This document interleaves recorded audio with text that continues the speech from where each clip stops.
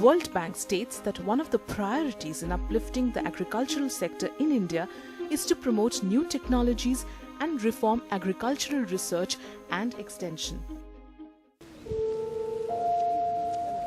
When Ruchinilo started his research for his Youth for India Fellowship, he witnessed a massive digital gap.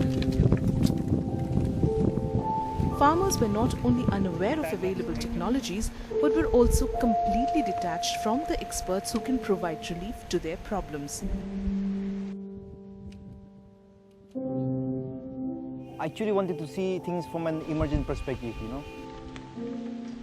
to understand the community like they understand themselves. My best opportunity was to join a fellowship, which gave me, ample space, and which is open-ended. So I chose this fellowship, and to immerse it with the community and to understand their perspective. Initially, wanted to make my do my project in a more reductionist way, I should say. So I was looking into all the tech, how I can use technology to help the community, the savior for the community, trying to see gaps in some of the interventions where the NGO is working on. So I was fully puffed up, trying to go there and do things, But as I immersed myself with the community, I found them really smart.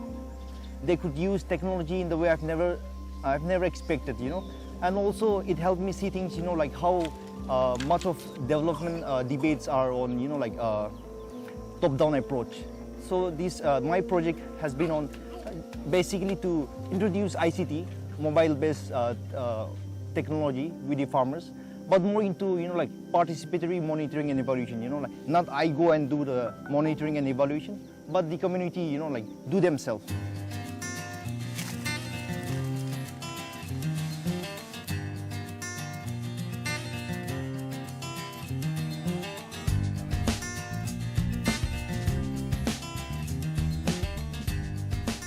Ruchinilo has succeeded in creating an interface between India's farmers and agricultural experts. Pictures taken on field reflecting the growth of a crop from sowing to harvest are shared via the app. Not only does the farmer stand to benefit through immediate interventions, but also over long periods the data can help experts see patterns and come up with innovative solutions.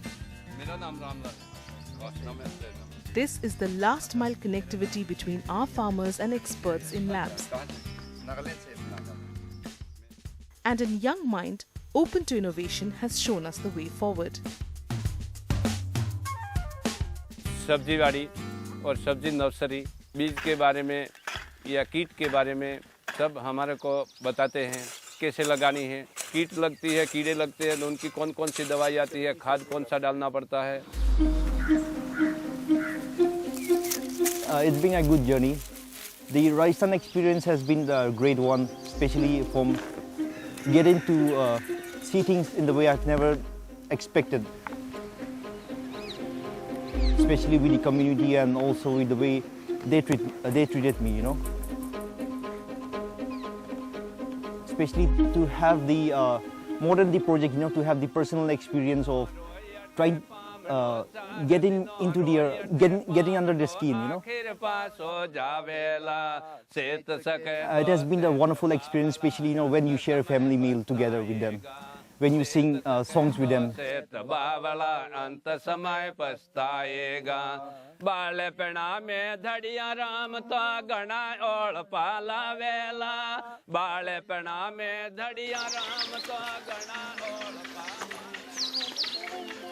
If I have to pick up one person, it will be Ramlal.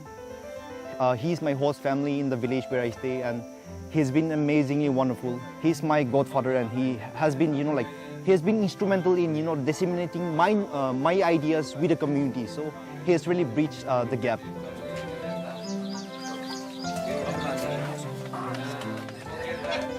Ramlal is my role model. He's all in all for me at the moment. Yeah.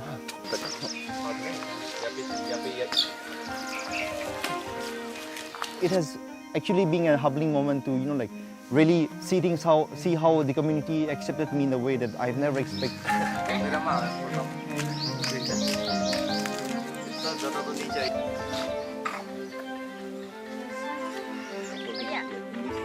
Interventions such as these can go a long way in bridging the gap between urban Indians and the rural communities who have been sidelined for years.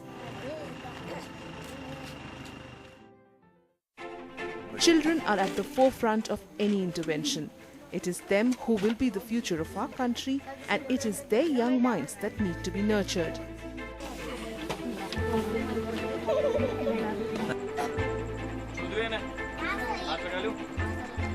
The concept of night school is for those kids who cannot attend a formal system of education, because generally they are part of their family's livelihood earning, or they take care of cattle or the household chores.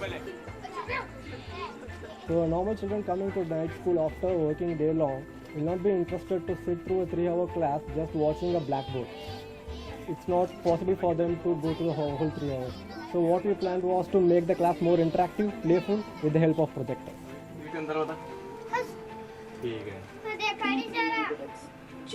So we thought of designing a particular projector which will fulfill our needs, which will run on solar, which has integrated speakers, which can sync with the tablet so that the teacher has the freedom to go around the class and speak to each and every children who needs this.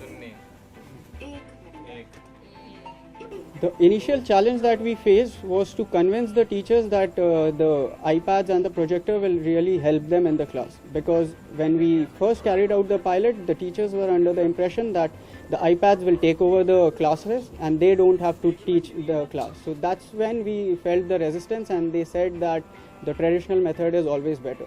So the important part was to make them understand that the iPad and the projector are basically an educational aid.